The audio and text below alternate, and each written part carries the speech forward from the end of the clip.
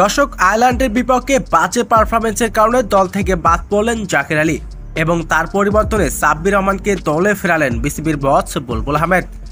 দ্বিতীয় টি-20 ম্যাচে আয়ারল্যান্ডের বিপক্ষে দিয়ে আবারও জাতীয় দলে ফিরবেন সাব্বির। বুলবুল আহমেদের চাওয়ায় আবারও আন্তর্জাতিক ক্রিকেটে ফিরলেন তিনি এবং আয়ারল্যান্ডের বিপক্ষে দ্বিতীয় টি-20 ম্যাচ দিয়ে আবারও মাঠে নামতে যাচ্ছেন সাব্বির রহমান। দর্শক, বিস্তারিত থাকছে ভিডিওর প্রতিবেদনে। দর্শক, আয়ারল্যান্ডের বিপক্ষে 3 ম্যাচ টি-20 সিরিজে খেলতে নেমেছে বাংলাদেশ, যেখানে প্রথম টি-20 ম্যাচ অনুষ্ঠিত হয় মিরপুর শেরেবাংলা ক্রিকেট স্টেডিয়ামে। সেই ম্যাচে টসে হেরে আগে ব্যাটিং করতে নামেন আয়ারল্যান্ড। শুরুতে ব্যাটিং করতে নেমে নির্ধারিত 20 ওভার শেষে 6 উইকেট হারিয়ে তারা সংগ্রহ করেন 180 রান। তবে 181 রানের জবাবে ব্যাটিং করতে নামেন বাংলাদেশ। শুরুতে ব্যাটিং করতে নেমে মাত্র 20 রানের মাথায় 4 উইকেট হারায় টাইগাররা। এরপর ক্রিজে আসেন জাকির আলী অনেক। তার ভরসায় ছিলেন সবাই, সেই সাথে ছিলেন তাওহিদ হৃদয়। তবে তাওহিদ হৃদয় ব্যাট হাতে খেলেছেন একের পর এক 4 ছক্কার ঝড়।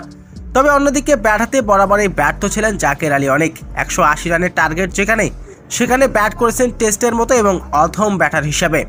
তাই তো জাকির আলীর এমন পারফরমেন্সে খুশি নয় বিসিবির বস বুলবুল আহমেদ।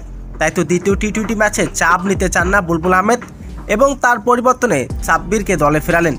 তবে আয়ারল্যান্ডের বিপক্ষে দ্বিতীয় টি-20 ম্যাচ দিয়ে আবারও জাতীয় দলে ফিরছেন সাব্বির। দীর্ঘদিন পর আবারও জাতীয় দলের জার্সিতে গায়ে দেখা যাবে সাব্বির রহমানকে। তো দর্শক, জাকির আলীকে বাদ দিয়ে সাব্বির রহমানকে যদি দলে ফেরানো যেত তাহলে কেমন হতো? দর্শক, জানিয়ে দিন আপনার মূল্যবান মতামতটি কমেন্ট বক্সে।